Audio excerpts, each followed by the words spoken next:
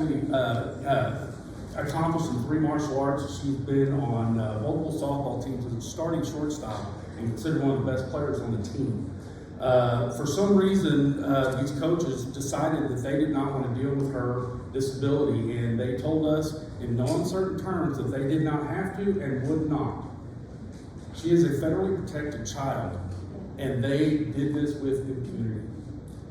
We tried to talk to them about this on multiple occasions to see if we could rectify the situation to try to get her where she could play softball and just enjoy her senior year. They refused. After multiple attempts, they still refused. So we decided to take it to the next level, thinking that, okay, well, if they're not going to care, maybe we can get somebody to help us. So we took it to the principal, we took it to the 504 administrator, and we took it to the athletic directors. They cared less. The 504 administrator, who is supposed to be responsible for all the 504s in the school, told us that our 504 student, that her accommodations do not extend to any extracurricular or sports related programs within the school. Obviously, we didn't get anything there, so we filed the grievances, went through the grievance process. In the level 1, the principal basically used our grievance process as a spin to basically counter every single complaint that we had.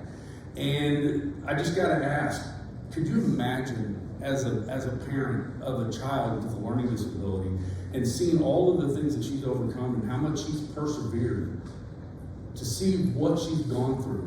Could you imagine how it feels to be her dad and not be able to do anything about it? We took it to the next level. We tried. You know how much the administration cared? Holly Ferguson, Prosper ISD.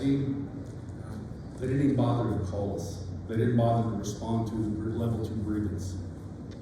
So after 14 days, 4 days beyond their responsible time to contact us, we filed the grievance with the board, went to the board, even had one of the board members, which is so interesting that they were talking about this, was one of my close friends who was giving me insider information. He was saying, do this and say that, and don't talk about this and do this.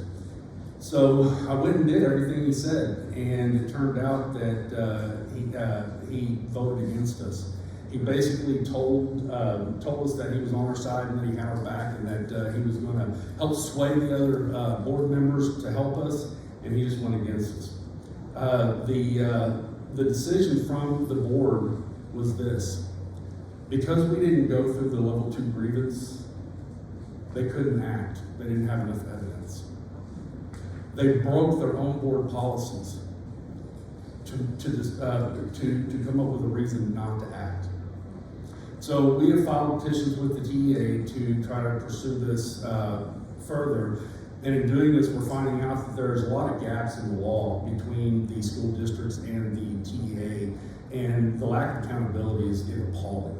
So we want to ask you, along with us, to support this bill 1924 and to try to put a stop to this stuff. This is horrific, and no parent should have to spend the kind of money that we're spending. No parent should ever have to watch their child go through this. No parent should have to feel as impotent or angry or frustrated that we cannot protect our own children.